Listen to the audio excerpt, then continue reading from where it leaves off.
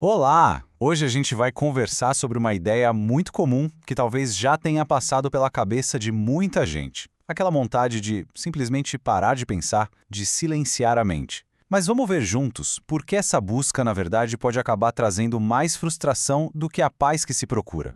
Para a gente entender melhor essa nossa relação com os pensamentos, nosso papo vai seguir um caminho.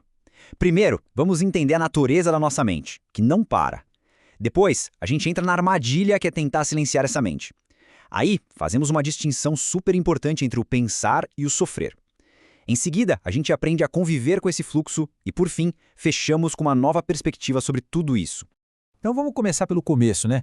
Pela raiz da questão, a natureza da mente humana. Por que será que ela parece estar ligada o tempo todo? Essa frase aqui, ela é bem forte, né? Ela traduz muito bem aquela sensação de uma mente que não dá trégua. É uma experiência que muitas vezes é descrita como um verdadeiro inferno mental, onde os pensamentos simplesmente brotam, sem controle e sem pausa.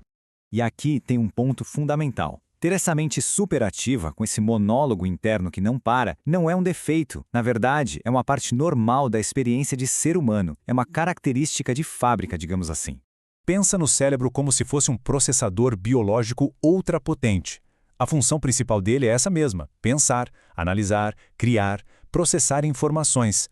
Ele foi feito para estar ligado o tempo todo, buscando soluções e fazendo conexões, mesmo quando a gente não está prestando atenção nisso. E para a gente ter uma ideia desse poder, olha só que exemplo incrível. O motociclista está ali, gerenciando dezenas de ações ao mesmo tempo. Mão, pé, olhos, tudo coordenado. E mesmo com todo esse processamento rolando, a mente ainda tem espaço para cantarolar uma música, para pensar em outra coisa. Isso mostra o quão natural e poderosa é essa nossa atividade mental.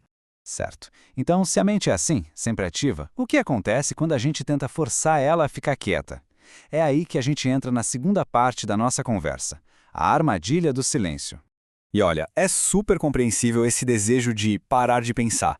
Ele nasce de um cansaço genuíno, sabe? Uma exaustão de viver com esse diálogo interno que parece que nunca tem fim. Só que aí acontece uma coisa curiosa, um paradoxo. Funciona mais ou menos assim. Se alguém disser, não pense numa girafa vermelha, o que a mente faz imediatamente? Para ela entender o que não é para fazer, ela primeiro precisa pensar na girafa vermelha. Ou seja, o ato de proibir o pensamento acaba, na verdade, fortalecendo ele. A conclusão é essa: a resistência alimenta aquilo que a gente quer evitar. Lutar contra um pensamento é como tentar apagar fogo com gasolina. Essa briga só dá mais energia e mais destaque para aquilo que se queria apagar. E isso nos leva a um ponto que, olha, é a grande virada de chave de toda essa conversa. A gente precisa começar a separar as coisas, a fazer uma distinção muito importante entre o ato de pensar e a experiência de sofrer. A ideia central é que o problema não são os pensamentos em si. O fluxo de pensamentos é neutro. A verdadeira questão é o que a gente faz com esse fluxo, como nos relacionamos com ele. É essa relação que pode gerar sofrimento. Aqui fica bem clara essa diferença. De um lado tem o fluxo mental, o estado natural da mente, um rio de ideias e memórias. Isso, por si só, não é bom nem ruim. Do outro lado tem o sofrimento mental, que é a angústia que a gente cria quando começa a lutar contra esse fluxo, a ter medo dele. Então, para reforçar a ideia, não são os pensamentos que machucam, é a nossa briga com eles. É a batalha que a gente trava para tentar eliminá-los que é a verdadeira fonte da dor. Bom, se lutar não funciona, qual seria o caminho então? É aqui que a gente começa a explorar uma abordagem diferente, uma mudança de objetivo. Em vez de tentar eliminar os pensamentos, que tal aprender a coexistir com eles?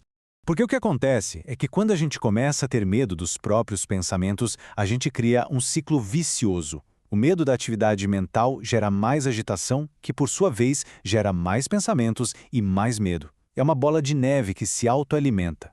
Tem uma metáfora que ilustra isso perfeitamente. Tentar forçar a mente a parar de pensar é como tentar enxugar um bloco de gelo com uma toalha. O esforço é enorme, mas o resultado é zero, a não ser o cansaço. E o resultado dessa busca por algo impossível não poderia ser outro, né? Frustração. Um sentimento de que falhamos, quando na verdade a meta é que era inatingível desde o começo. Então, aqui está a grande mudança de paradigma. O objetivo, muito mais realista e possível, não é controlar ou eliminar os pensamentos, é gerenciar a nossa reação a eles. A meta passa a ser reduzir o sofrimento, não zerar o pensamento. E com isso, a gente chega na nossa última parte, com uma reflexão sobre uma forma mais saudável, mais cuidadosa de viver com a nossa própria mente. A alternativa para essa luta toda é a observação.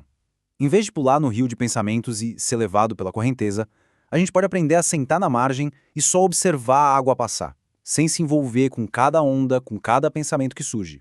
E como isso funciona na prática? Bom, envolve observar os pensamentos irem e virem como nuvens no céu, reconhecer que eles estão ali, sem julgar se são bons ou ruins, e gentilmente trazer a atenção de volta para o agora.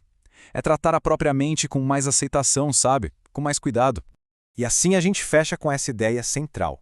O verdadeiro cuidado com a mente não é sobre forçar o silêncio.